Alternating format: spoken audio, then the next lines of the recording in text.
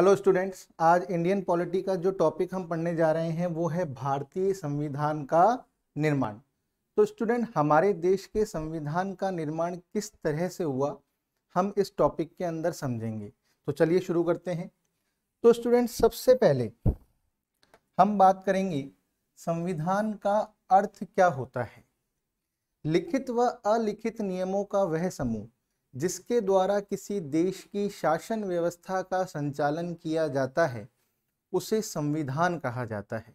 यानी कि संविधान लिखित व अलिखित नियमों का एक समूह है।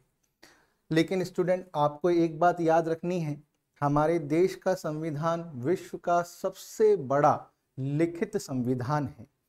अब हम बात करते हैं संविधान सभा की। तो स्टूडेंट, हमारे देश के संविधान का निर्माण करने के लिए एक प्रतिनिधि सभा का गठन किया गया जिसे हम कहते हैं भारतीय संविधान सभा। अब इस संविधान सभा का गठन कैसे हुआ और इसने हमारे देश के संविधान का निर्माण किस तरह से किया, अब हम ये पढ़ते हैं। तो स्टूडेंट, भारतीय संविधान सभा का गठन किस तरीके से हुआ। हम जानते हैं कि 1885 ईस्वी में कांग्रेस की स्थापना हुई। कांग्रेस की स्थापना कब हुई स्टूडेंट? 1885 ईस्वी में हुई। कांग्रेस की स्थापना के साथ ही भारतीयों में एक धारणा उत्पन्न हुई कि भारत के राजनीतिक भविष्य का निर्धारण भारतीय स्वयं करें। यानी कि भारतीय अपने राजनीतिक भविष्य का निर्धारण स्वयं करें। इस धारणा को सर्वप्रथम अभिव्यक्ति जो है स्टूडेंट वो मिली स्वराज्य विधेयक के माध्यम से। स्वराज्य विधेयक बाल गंगाधर तिलक द्वारा 1895 ईस्वी में तैयार किया गया था। तो स्वराज्य विधेयक किसने तैयार किया था स्टूडेंट? बाल गंगाधर तिलक ने। कब किया था? 1895 ईस्वी में। इसके बाद 1922 में महात्मा गांधी जी ने एक उद्गार व्यक्त किया कि भारतीय संविधान भारतीयों की इच्छा के अनुसार ही होगा। तो स्टूडेंट, महात्मा गांधी के द्वारा क्या उद्गार व्यक्त किया गया कि भारतीय संविधान भारतीयों की इच्छा के अनुसार ही होगा। महात्मा गांधी के इस उद्गार ने भारतीय नेताओं को उत्प्रेरित किया भारतीय संविधान के लिए। किसके लिए उत्प्रेरित किया स्टूडेंट? भारतीय संविधान के लिए। फिर 1924 ईस्वी में मोतीलाल नेहरू जी ने अंग्रेजी सरकार से, ब्रिटिश सरकार से संविधान सभा के गठन की मांग की। तो स्टूडेंट, जैसे आप देख रहे हैं कि 1924 में मोतीलाल नेहरू जी द्वारा ब्रिटिश सरकार से संविधान सभा के गठन की मांग की गई जो हमारे भारत के संविधान को निर्मित करे। उसके बाद संविधान सभा के विचार का सर्वप्रथम औपचारिक रूप से प्रतिपादन। स्टूडेंट, यहाँ पे आपको ध्यान रखना है कि संविधान सभा के विचार का औपचारिक रूप से प्रतिपादन किया गया M.N. रॉय के द्वारा। M.N. रॉय एक साम्यवादी नेता थे। इनका पूरा नाम था मानवेंद्र नाथ रॉय। तो मानवेंद्र नाथ रॉय द्वारा संविधान सभा के विचार का औपचारिक रूप से क्या किया गया? प्रतिपादन किया गया। और उनके इस विचार को मूर्त रूप प्रदान किया जवाहरलाल नेहरू ने। किसने प्रदान किया स्टूडेंट? जवाहरलाल नेहरू जी ने। जवाहरलाल नेहरू जी ने कांग्रेस की ओर से घोषणा की। जवाहरलाल नेहरू जी ने कांग्रेस की ओर से घोषणा की कि स्वतंत्र भारत के संविधान का निर्माण वयस्क मताधिकार के आधार पर चुनी गई संविधान सभा के द्वारा किया जाएगा और इसमें कोई भारी हस्तक्षेप नहीं होगा। तो जवाहरलाल नेहरू जी ने स्टूडेंट क्या घोषणा की भारतीय राष्ट्रीय कांग्रेस की ओर से कि स्वतंत्र भारत के संविधान का निर्माण वयस्क मताधिकार के आधार पर चुनी गई संविधान सभा के द्वारा किया जाएगा और इसमें कोई भारी हस्तक्षेप नहीं होगा। नेहरू जी की इस मांग को ब्रिटिश सरकार द्वारा 1940 ईस्वी में सैद्धांतिक रूप से स्वीकार किया गया जिसे हम अगस्त प्रस्ताव के नाम से जानते हैं स्टूडेंट। किस नाम से जानते हैं? अगस्त प्रस्ताव के नाम से जानते हैं। तो यहां तक स्टूडेंट ब्रिटिश सरकार ने नेहरू जी की मांग को सैद्धांतिक रूप से स्वीकार कर लिया।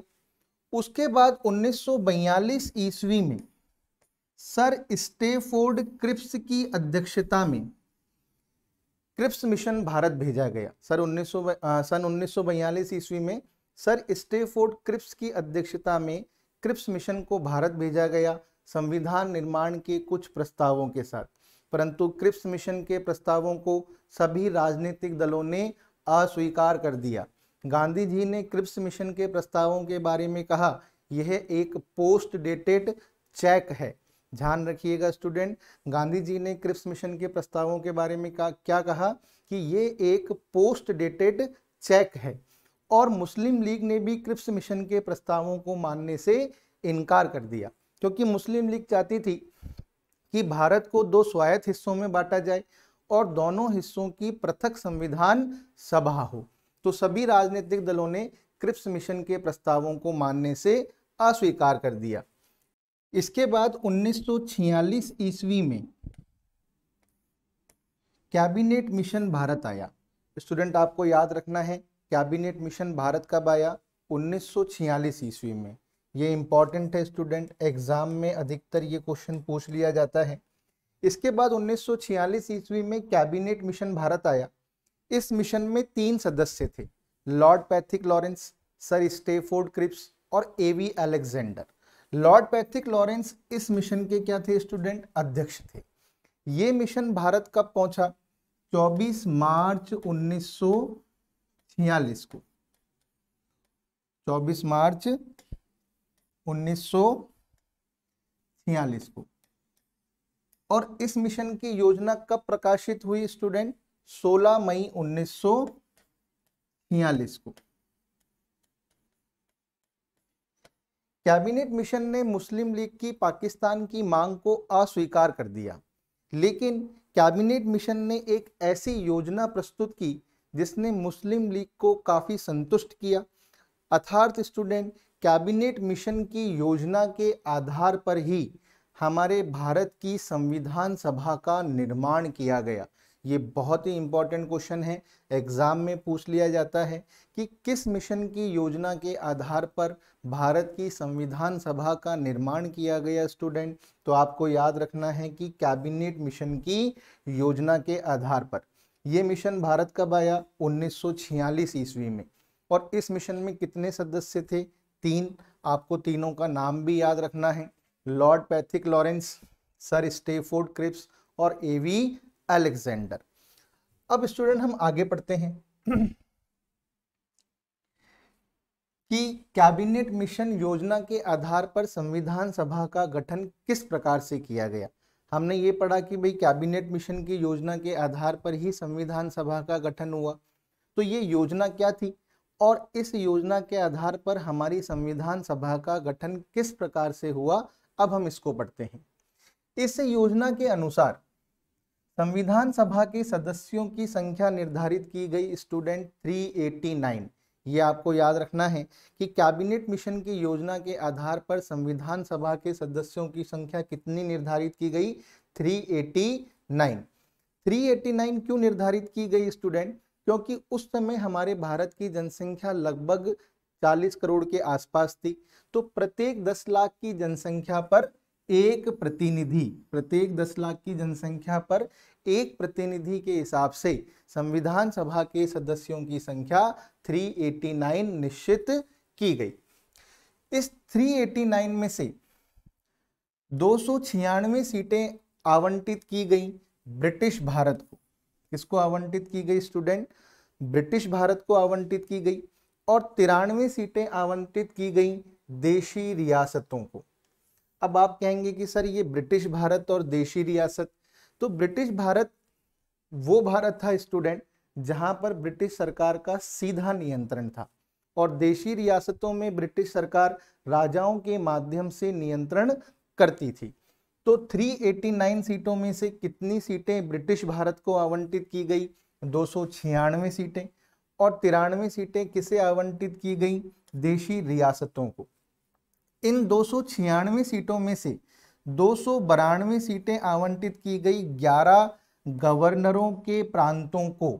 उस समय 11 ऐसे प्रांत थे जिसमें गवर्नर नियुक्त थे, और 4 सीटें आवंटित की गई 4 मुख्य आयुक्तों के प्रांतों को, अर्थात चीफ कमिश्नरी क्षेत्रों को।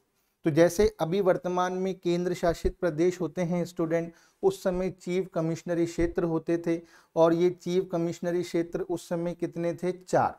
तो 4 चीफ कमिश्नरी क्षेत्रों को 4 सीटें आवंटित की गई। अब ये 4 चीफ कमिश्नरी क्षेत्र कौन कौन से थे स्टूडेंट? दिल्ली,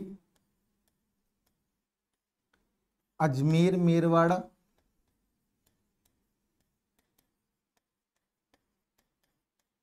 कुर्ग और बलूचिस्तान, जो कि वर्तमान पाकिस्तान में है। कुर्ग कर्नाटक में है और अजमेर मेरवाड़ा राजस्थान। तो हमें याद रखना है स्टूडेंट कि उस समय चीफ कमिश्नरी क्षेत्र कितने थे? 4 थे। इन 4 चीफ कमिश्नरी क्षेत्रों को कितनी सीटें आवंटित की गई? 4, अर्थात प्रत्येक चीफ कमिश्नरी क्षेत्र को एक एक सीट आवंटित की गई। अब 11 गवर्नरों के प्रांतों में 292 सीटें और देशी रियासतों में 93 सीटों का आवंटन किया गया जनसंख्या के अनुपात में। किसके अनुपात में किया गया स्टूडेंट? जनसंख्या के अनुपात में किया गया, अर्थात जिस प्रांत की जनसंख्या ज्यादा थी उसे ज्यादा सीटें आवंटित की गई, जिस प्रांत की जनसंख्या कम थी उसे कम सीटें दी गई। और साथ ही साथ 11 गवर्नरों के प्रांतों में सीटों के आवंटन को करते समय समुदाय विशेष का भी ध्यान रखा गया। किसका ध्यान रखा गया स्टूडेंट? समुदाय विशेष का भी ध्यान रखा गया। समुदाय को 3 वर्गों में विभक्त किया गया, मुस्लिम, सिख व अन्य। मुस्लिम, सिख व अन्य। अन्य में उनको रखा गया स्टूडेंट जो मुस्लिम व सिख नहीं थे। तो हमको याद रखना है कि टोटल सदस्य संख्या जो निर्धारित की गई संविधान सभा के लिए वो निर्धारित की गई 389। 389 में से 296 सीटें किसे दी गई? ब्रिटिश भारत को। और 93 सीटें किसे दी गई? देशी रियासतों को। इन 296 में से 292 सीटें दी गई 11 गवर्नरों के प्रांतों को, और 4 सीटें दी गई मुख्य आयुक्तों के प्रांतों को, अर्थात चीफ कमिश्नरी क्षेत्रों को। और चीफ कमिश्नरी क्षेत्र उस समय कितने थे? 4। प्रत्येक चीफ कमिश्नरी क्षेत्र को कितनी सीट दी गई? एक एक सीट दी गई। और वो चीफ कमिश्नरी क्षेत्र कौन कौन से थे? दिल्ली, अजमेर मेरवाड़ा, कुर्ग और बलूचिस्तान। और ब्रिटिश प्रांतों में और देशी रियासतों में सीटों का आवंटन जनसंख्या के अनुपात में किया गया। और ब्रिटिश भारत में सीटों का आवंटन करते समय समुदाय विशेष का भी ध्यान रखा गया, और समुदाय विशेष को 3 भागों में बांटा गया, मुस्लिम, सिख व अन्य। अब स्टूडेंट आपको यहाँ पर एक बात और ध्यान रखनी है कि हमारी संविधान सभा में निर्वाचित व मनोनीत दोनों ही प्रकार के सदस्य थे। निर्वाचित व मनोनीत दोनों ही प्रकार के सदस्य थे। निर्वाचित कौन थे और मनोनीत कौन थे? अब इस पे चर्चा करते हैं। तो स्टूडेंट जो सीटें ब्रिटिश भारत को आवंटित की गई थी, जो सीटें ब्रिटिश भारत को आवंटित की गई थी उनके लिए चुनाव हुए, और जो सीटें देशी रियासतों को आवंटित की गई थी उनके लिए चुनाव नहीं हुए। यहाँ पर ये बात आपको अच्छी तरीके से ध्यान रखनी है। अब आप कहेंगे तो सर इनको किस तरीके से संविधान सभा में भेजा गया? इनको मनोनीत किया गया देशी राजाओं के द्वारा, यानी कि देशी राजाओं के द्वारा इन सदस्यों को क्या किया गया? मनोनीत किया गया। यानी कि हमारी संविधान सभा में देशी रियासत के जो प्रतिनिधि थे वो मनोनीत थे, निर्वाचित नहीं थे। उसी के साथ अगर बात करें 296 सीटों के लिए जो चुनाव हुए, तो चुनाव में जनता ने प्रत्यक्ष रूप से भाग नहीं लिया। इनका निर्वाचन किया गया प्रांतीय विधानसभा के सदस्यों के द्वारा, अर्थात ये अप्रत्यक्ष रूप से निर्वाचित किए गए। तो हमारी संविधान सभा में निर्वाचित व मनोनीत दोनों ही प्रकार के सदस्य थे। अब हम आगे बात करते हैं स्टूडेंट कि 296 सीटों के लिए, मैंने अभी आपको कहा कि भाई चुनाव कितनी सीटों के लिए हुए सॉरी स्टूडेंट, चुनाव कितनी सीटों के लिए हुए? 296 सीटों के लिए हुए। और इनके लिए चुनाव कराए गए स्टूडेंट जुलाई अगस्त 1946 में। चुनाव कब कराए गए? जुलाई अगस्त 1946 में चुनाव कराए गए। इन चुनावों का परिणाम क्या हुआ? 208 सीटें प्राप्त हुई कांग्रेस को। 296 में से ध्यान रखिएगा स्टूडेंट, 208 सीट्स किसको मिली? 208 सीट्स मिली कांग्रेस को, यानी कि इंडियन नेशनल कांग्रेस को, भारतीय राष्ट्रीय कांग्रेस को। 73 सीट्स मिली मुस्लिम लीग को और 15 सीट्स मिली अदर्स को, यानी कि अन्य दलों को। और यदि हम इसका जातिगत परिणाम देखें या समुदाय विशेष के आधार पर देखें तो 213 सीटें मिली सामान्य वर्ग को, 79 सीटें मिली मुस्लिम्स को और 4 सीट्स मिली सिखों को।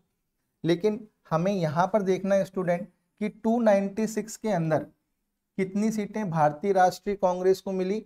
208। मुस्लिम लीग को कितनी मिली? 73। और 15 सीट्स किसको मिली? अन्य दलों को। क्योंकि सर्वाधिक सीटें कांग्रेस को मिली स्टूडेंट, तो यहाँ पर हमको ध्यान रखना है कि 2 सितंबर 1946 को 2 सितंबर 1946 को पंडित जवाहरलाल नेहरू की अध्यक्षता में अंतरिम सरकार का क्या किया गया स्टूडेंट? गठन किया गया। तो अंतरिम सरकार का गठन पंडित जवाहरलाल नेहरू की अध्यक्षता में संविधान सभा के चुनावों के बाद किया गया, क्योंकि संविधान सभा में सर्वाधिक सीटें किसको प्राप्त हुई थी? भारतीय राष्ट्रीय कांग्रेस को प्राप्त हुई थी। और शुरुआत में इस सरकार के अंदर मुस्लिम लीग का एक भी नेता नहीं था, लेकिन लॉर्ड वेवल के कहने पर 5 मुस्लिम नेताओं को इस सरकार में शामिल किया गया। अक्टूबर 1946 में इस सरकार का पुनर्गठन किया गया। इस तरह स्टूडेंट नवंबर 1946 तक हमारी संविधान सभा का गठन कैबिनेट मिशन योजना के तहत हुआ। अब हम आगे बढ़ते हैं स्टूडेंट। संविधान सभा का गठन हो जाने के बाद 9 दिसंबर 1946, इंपॉर्टेंट है स्टूडेंट, क्वेश्चन पूछ लिया जाता है।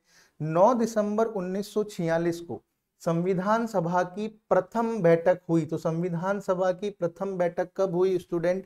9 दिसंबर 1946 को हुई। और इस बैठक में संविधान सभा के सबसे वरिष्ठतम सदस्य डॉक्टर सच्चिदानंद सिन्हा को अस्थायी अध्यक्ष बनाया गया। तो ये क्वेश्चन अधिकतर एग्जाम में आपसे पूछ लिया जाता है कि संविधान सभा की प्रथम बैठक कब हुई? 9 दिसंबर 1946 को हुई। और इस सभा में संविधान सभा के सबसे वरिष्ठतम सदस्य डॉक्टर सच्चिदानंद सिन्हा को अस्थायी अध्यक्ष बनाया गया। उसके बाद 11 दिसंबर 1946 स्टूडेंट, ये भी बहुत इंपॉर्टेंट है, 11 दिसंबर 1946 को संविधान सभा की द्वितीय बैठक हुई। इस बैठक के अंदर डॉक्टर राजेंद्र प्रसाद को संविधान सभा का स्थायी अध्यक्ष। तो स्टूडेंट हमको कंफ्यूज नहीं होना है। अगर हमसे पूछा जाए कि संविधान सभा का अस्थायी अध्यक्ष किसे बनाया गया? डॉक्टर सच्चिदानंद सिन्हा को बनाया गया। संविधान सभा की पहली बैठक में बनाया गया। संविधान सभा की पहली बैठक कब हुई? 9 दिसंबर 1946 को हुई। और संविधान सभा का स्थायी अध्यक्ष बनाया गया डॉक्टर राजेंद्र प्रसाद को द्वितीय बैठक में। और द्वितीय बैठक कब हुई? 11 दिसंबर 1946 को हुई। उसके बाद संविधान सभा का उपाध्यक्ष बनाया गया H.C. मुखर्जी, इनका पूरा नाम था हरेंद्र कुमार मुखर्जी को। और संवैधानिक सलाहकार बनाया गया B.N. राव को। ये बहुत इंपॉर्टेंट क्वेश्चन है स्टूडेंट, यहाँ से एग्जाम में क्वेश्चन पूछ लिया जाता है कि संविधान सभा के संवैधानिक सलाहकार कौन थे? तो सॉरी स्टूडेंट, B.N. राव थे। इनका पूरा नाम था बेनेगल नरसिंह राव। तो आपको याद रखना है कि 11 दिसंबर 1946 को जो संविधान सभा की द्वितीय बैठक हुई उसमें डॉक्टर राजेंद्र प्रसाद को स्थायी अध्यक्ष, H.C. मुखर्जी को उपाध्यक्ष और B.N. राव को संवैधानिक सलाहकार बनाया गया। BN राव परामर्श समिति के अध्यक्ष थे स्टूडेंट। उसके बाद 13 दिसंबर 1946 को संविधान सभा की तृतीय बैठक हुई। इसमें जवाहरलाल नेहरू द्वारा उद्देश्य प्रस्ताव प्रस्तुत किया गया संविधान सभा के सम्मुख। बहुत इंपॉर्टेंट है स्टूडेंट, ये क्वेश्चन भी एग्जाम में पूछ लिया जाता है कि संविधान सभा में उद्देश्य प्रस्ताव किसने रखा? जवाहरलाल नेहरू ने रखा। कब रखा? 13 दिसंबर 1946 को रखा। यह उद्देश्य प्रस्ताव ही स्टूडेंट हमारी प्रस्तावना का आधार है। इस उद्देश्य प्रस्ताव में एक तरीके से उन विचारों को दर्शाया गया जिसके आधार पर हमारी संविधान का निर्माण किया जाना था। परंतु इस उद्देश्य प्रस्ताव को संविधान सभा द्वारा 13 दिसंबर 1946 को स्वीकृत नहीं किया गया। इस उद्देश्य प्रस्ताव को स्वीकृत किया गया 22 जनवरी 1947 को। तो स्टूडेंट आपको याद रखना है कि उद्देश्य प्रस्ताव कब प्रस्तुत किया गया? 13 दिसंबर 1946 को। और उद्देश्य प्रस्ताव को स्वीकृति कब मिली? 22 जनवरी 1947 को। अर्थात संविधान सभा के द्वारा उद्देश्य प्रस्ताव को 22 जनवरी 1947 को स्वीकृत किया गया। और इसी दिन संविधान के निर्माण के लिए विभिन्न समितियों का गठन भी किया गया। अब स्टूडेंट उसमें से जो इम्पोर्टेंट समितियां हैं वो आपको याद रखनी है, जो क्वेश्चन हमसे एग्जाम में अधिकतर पूछ लिए जाते हैं। तो जो इम्पोर्टेंट समितियां हैं वो कौन कौन सी हैं? संचालन समिति, नियम समिति, संघ शक्ति समिति, संघ संविधान समिति, प्रांतीय संविधान समिति और झंडा समिति। संचालन समिति व नियम समिति का अध्यक्ष बनाया गया डॉक्टर राजेंद्र प्रसाद को। किसको बनाया गया स्टूडेंट? डॉक्टर राजेंद्र प्रसाद को, क्योंकि वो संविधान सभा के अध्यक्ष थे। तो संचालन और नियम की जो जिम्मेदारी है वो उन्हीं को ही सौंपी गई। तो हमको ऐसे याद रखना है स्टूडेंट। तो संचालन समिति और नियम समिति का अध्यक्ष किसे बनाया गया? डॉक्टर राजेंद्र प्रसाद को बनाया गया। संघ शक्ति समिति और संघ संविधान समिति का अध्यक्ष बनाया गया पंडित जवाहरलाल नेहरू को। तो संघ शक्ति समिति और संघ संविधान समिति के अध्यक्ष कौन थे स्टूडेंट? पंडित जवाहरलाल नेहरू।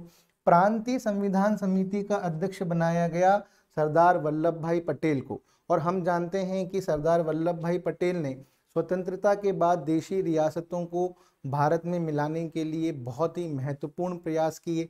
तो हमको यहाँ पर याद रखना है स्टूडेंट कि प्रांतीय संविधान समिति के जो अध्यक्ष थे वो सरदार वल्लभ भाई पटेल थे। और इन्होंने ही कई देशी रियासतों का विलय भारत में कराया।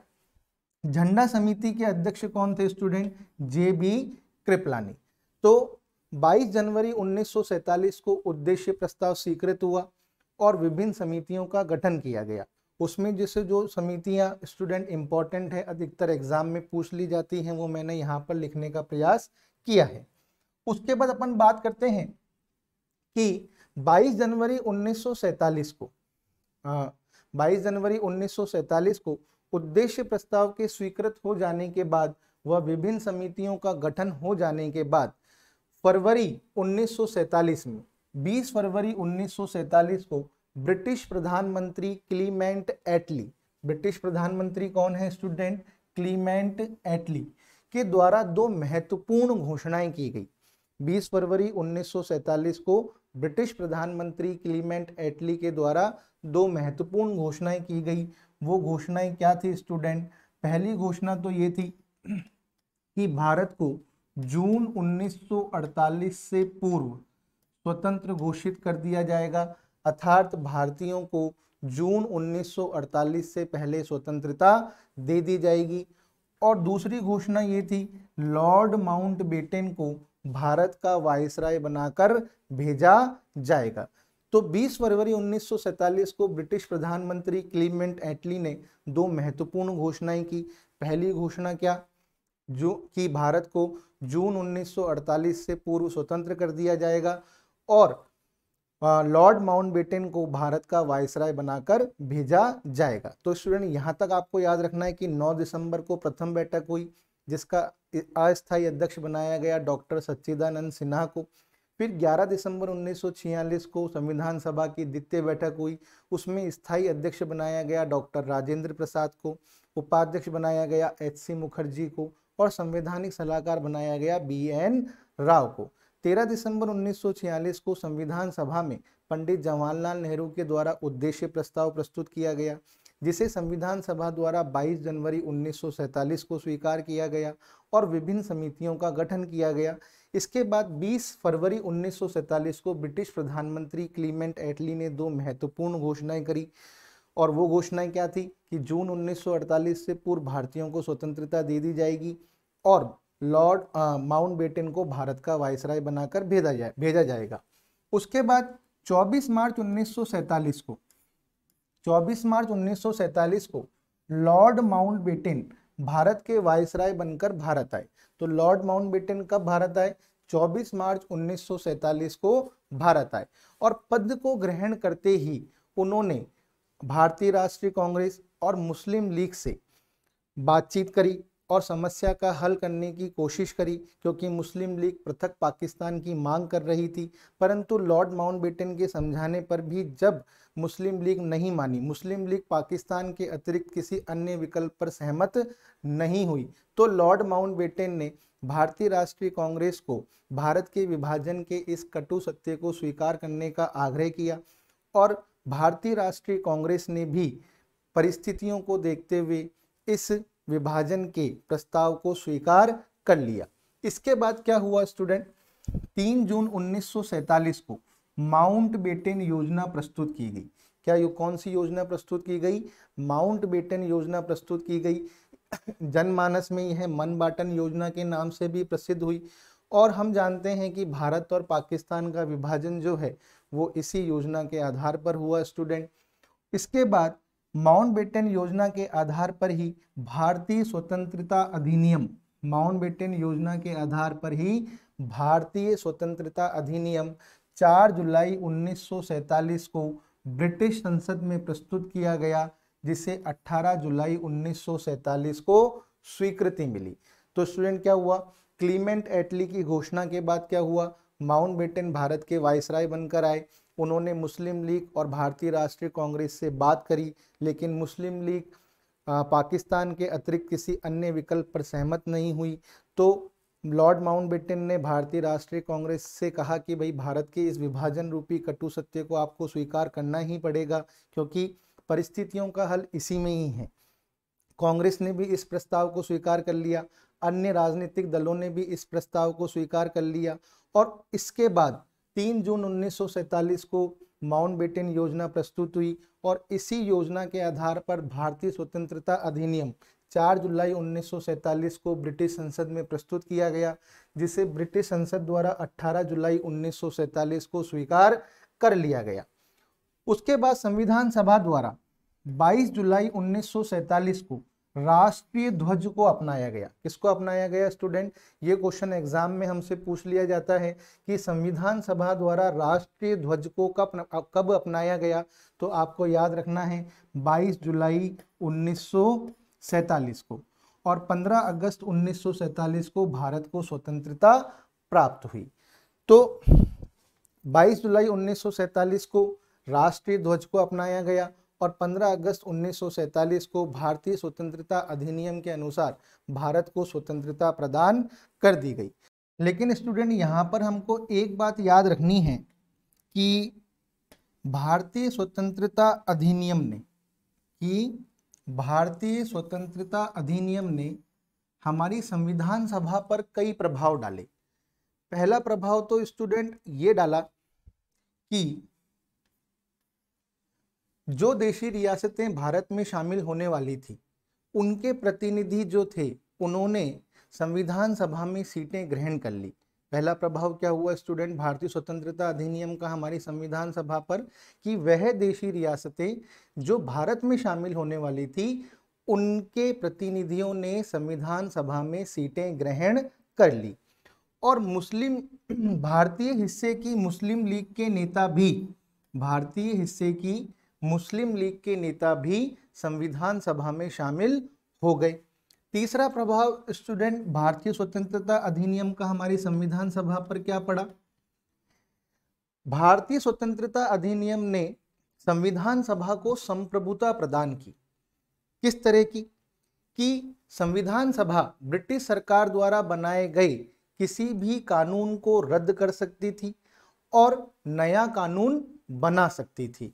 अर्थात जो हमारी संविधान सभा थी वो स्वतंत्र भारत की पहली संसद बनी, यानी कि संविधान सभा को यह अधिकार प्राप्त हो गया कि वो ब्रिटिश सरकार द्वारा बनाए गए कानूनों को निरस्त कर सकती थी या और उनकी जगह नए कानूनों को लागू कर सकती थी। अब संविधान सभा को दो कार्य करने थे। पहला कार्य संविधान सभा को क्या करना था? संविधान का निर्माण करना था, संविधान का निर्माण करना था। और दूसरा कार्य संविधान सभा को करना था आम कानूनों को लागू करना।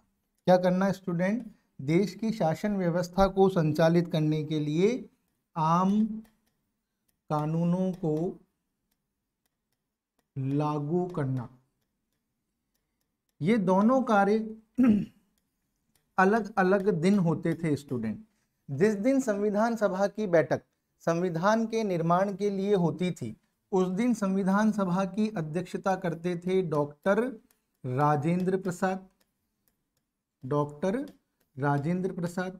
और जिस दिन संविधान सभा की बैठक विधायिका के रूप में होती थी उस दिन संविधान सभा की अध्यक्षता करते थे गणेश वासुदेव मावलंकर। कौन करते थे स्टूडेंट? गणेश वासुदेव मावलंकर। तो यहाँ पर आपको ध्यान रखना है कि भारतीय स्वतंत्रता अधिनियम ने संविधान सभा में क्या परिवर्तन किए। वह देशी रियासतें जो भारत में शामिल होने वाली थी उनके प्रतिनिधियों ने संविधान सभा में स्थान ग्रहण कर लिया। मुस्लिम लीग, भारतीय हिस्से की मुस्लिम लीग के नेताओं ने भी संविधान सभा में स्थान ग्रहण कर लिया और संविधान सभा को किस में बदल दिया गया? विधायिका में। और संविधान सभा स्वतंत्र भारत की प्रथम संसद बनी। और इस तरह संविधान सभा को दो कार्य करने थे, एक संविधान का निर्माण करना था और दूसरा देश की शासन व्यवस्था के लिए आम कानूनों को लागू करना था। संविधान निर्माण के लिए जब संविधान सभा की बैठक होती थी तो उसकी अध्यक्षता कौन करते थे? डॉक्टर राजेंद्र प्रसाद। और जब आम कानूनों के निर्माण के लिए बैठक होती थी या विधायिका के रूप में बैठक होती थी तो उस समय अध्यक्षता करते थे जीवी मावलंकर।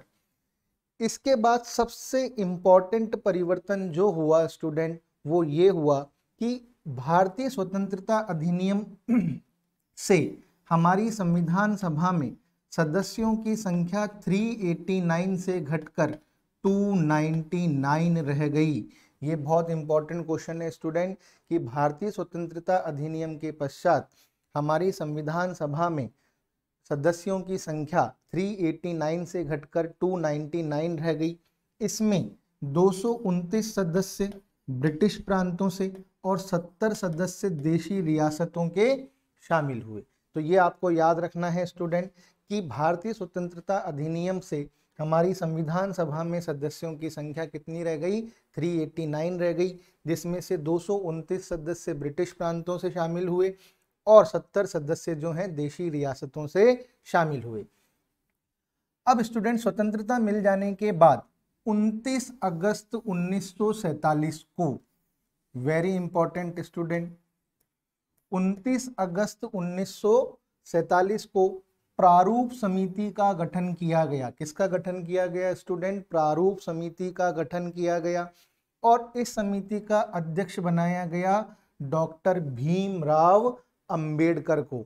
तो प्रारूप समिति का गठन स्वतंत्रता प्राप्ति के पश्चात हुआ, 29 अगस्त 1947 को हुआ और इसका अध्यक्ष किसे बनाया गया?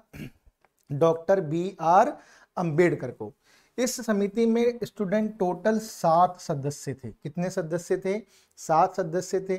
आपको इनका नाम याद करना है, क्वेश्चन पूछ लिया जाता है स्टूडेंट कि प्रारूप समिति में कितने सदस्य थे?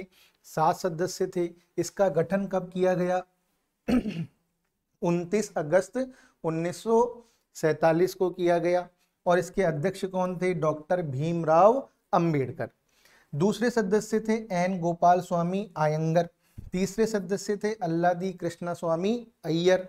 चौथे सदस्य थे KM मुंशी कन्हैया लाल माणिक लाल मुंशी। 5वें सदस्य थे सैयद मोहम्मद सादुल्ला एन, और 6ठे सदस्य थे एन माधव राव। इन्होंने स्टूडेंट बी एल मित्र का स्थान लिया था, क्योंकि बी एल मित्र ने स्वास्थ्य कारणों के कारण इस समिति से इस्तीफा दे दिया था। और 7वें सदस्य थे टी टी कृष्णमाचारी। इन्होंने स्टूडेंट डी पी खेतान का स्थान लिया था, क्योंकि 1948 में डी पी खेतान की मृत्यु हो गई थी। तो आपको याद रखना है कि संविधान सभा की प्रारूप समिति में कितने सदस्य थे? 7 सदस्य थे। अध्यक्ष कौन थे? डॉक्टर भीमराव अंबेडकर। और इसका गठन कब किया गया था? 29 अगस्त 1947 को। और इसके 7 सदस्यों के नाम भी आपको याद होने चाहिए। अब प्रारूप समिति का गठन क्यों किया गया था स्टूडेंट? बी एन राव द्वारा बनाए गए संविधान के प्रारूप पर विचार विमर्श करने के लिए प्रारूप समिति का गठन हुआ। इसके बाद प्रारूप समिति ने बी एन राव द्वारा बनाए गए संविधान के प्रारूप पर विचार विमर्श करके प्रारूप समिति के द्वारा संविधान का पहला प्रारूप तैयार किया गया। प्रारूप पर विचार विमर्श करने के बाद स्टूडेंट संविधान की प्रारूप समिति ने क्या किया? संविधान का प्रथम प्रारूप तैयार किया। और इस प्रथम प्रारूप का प्रकाशन जो है फरवरी 1948 में किया गया। प्रारूप समिति द्वारा संविधान का पहला प्रारूप तैयार किया गया और इसे फरवरी 1948 में प्रकाशित किया गया। यानी कि बी एन राव द्वारा बनाए गए संविधान के प्रारूप पर विचार विमर्श करके प्रारूप समिति ने संविधान का प्रथम प्रारूप तैयार किया और फरवरी 1948 में इसे प्रकाशित किया गया।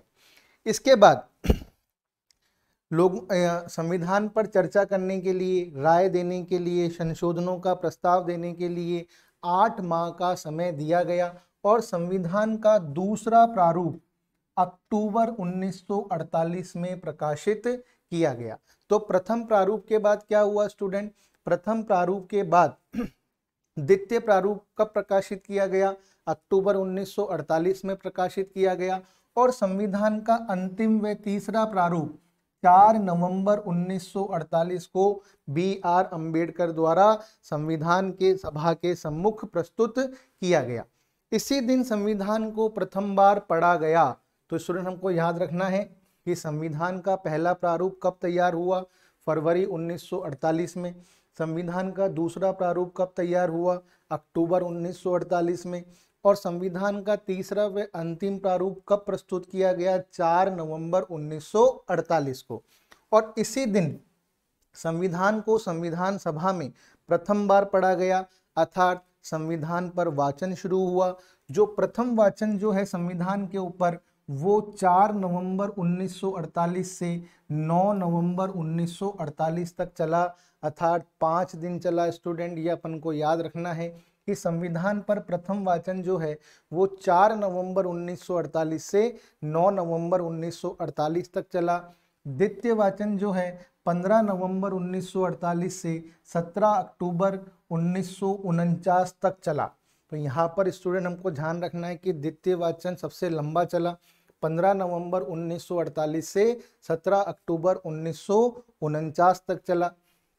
और तृतीय वाचन 14 नवंबर 1949 से 26 नवंबर 1949 तक चला, यानी कि 26 नवंबर 1949 तक चला।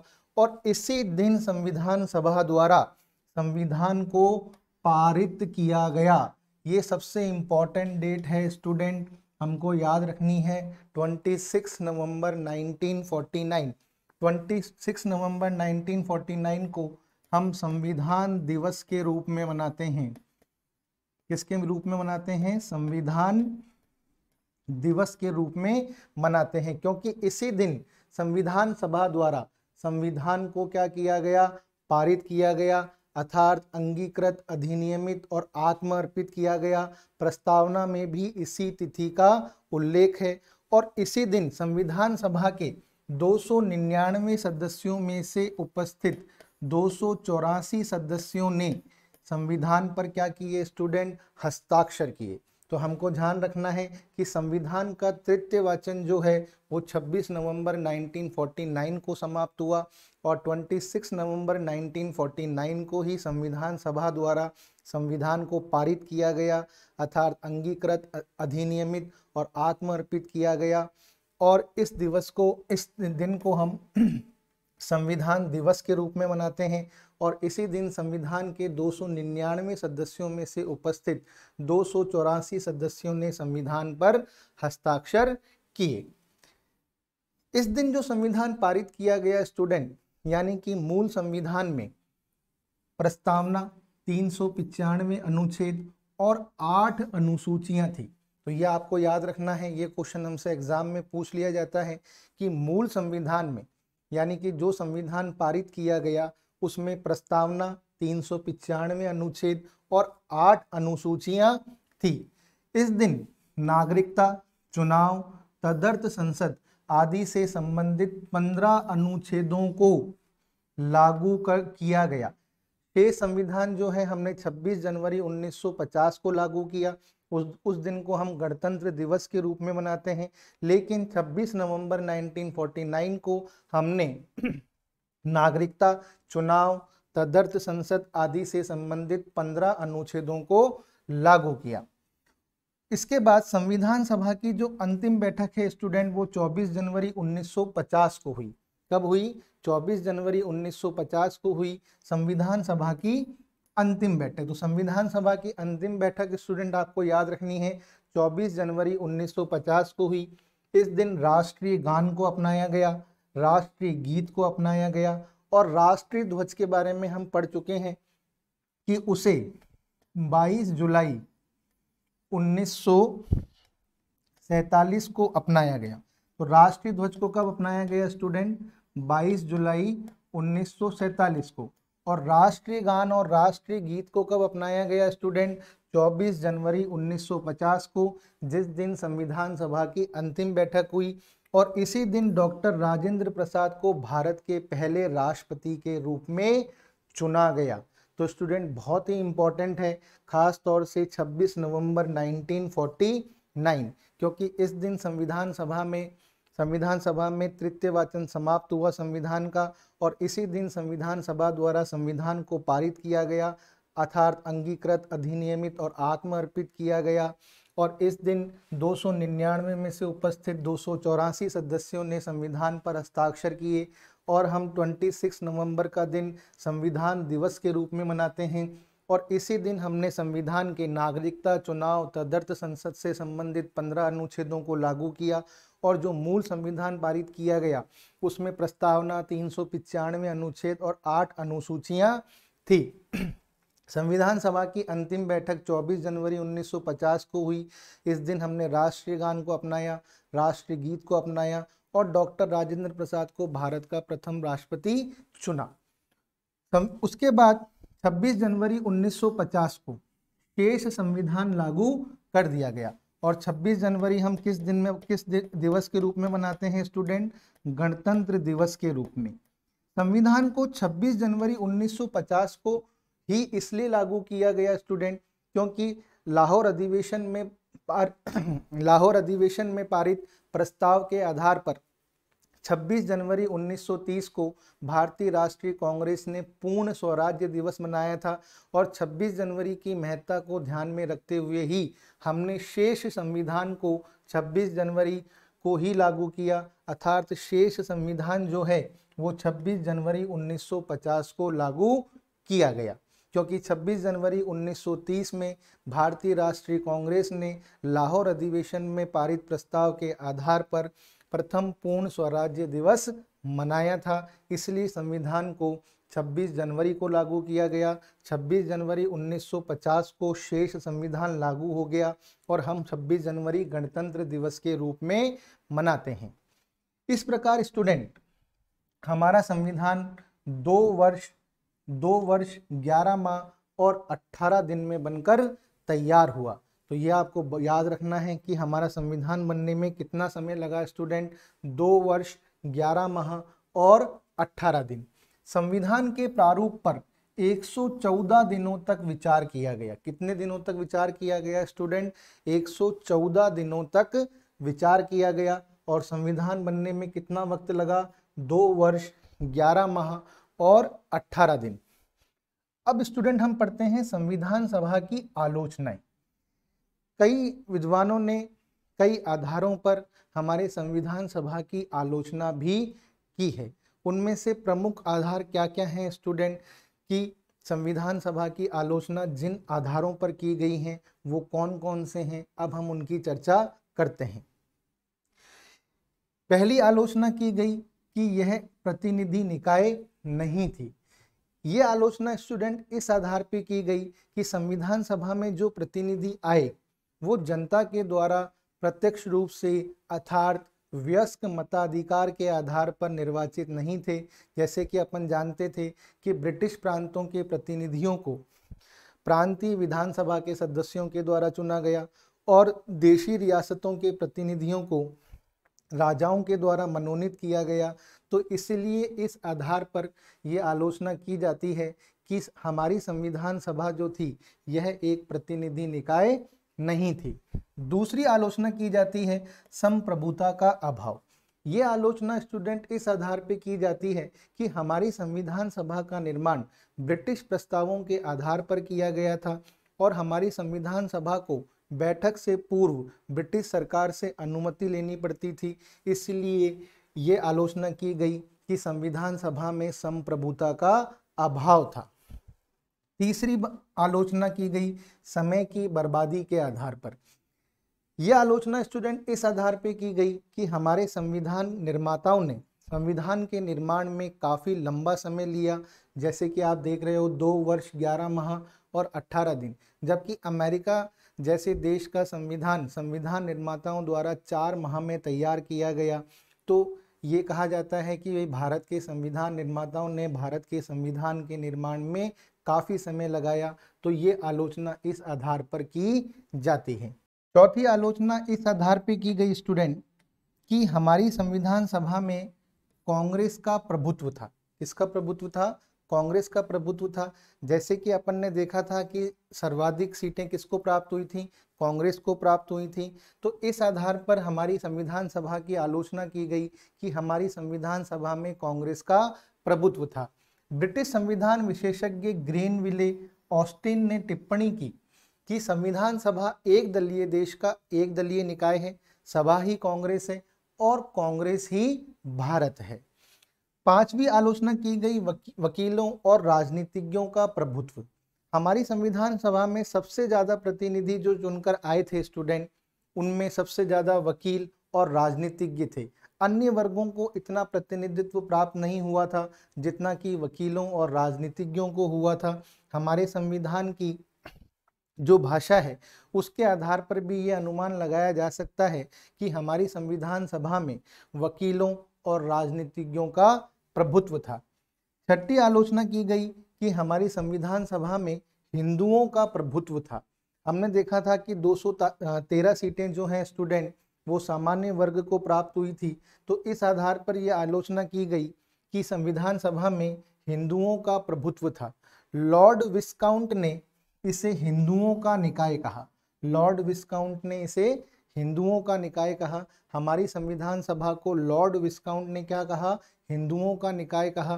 चर्चिल ने टिप्पणी की कि संविधान सभा ने भारत के केवल एक बड़े समुदाय का प्रतिनिधित्व किया।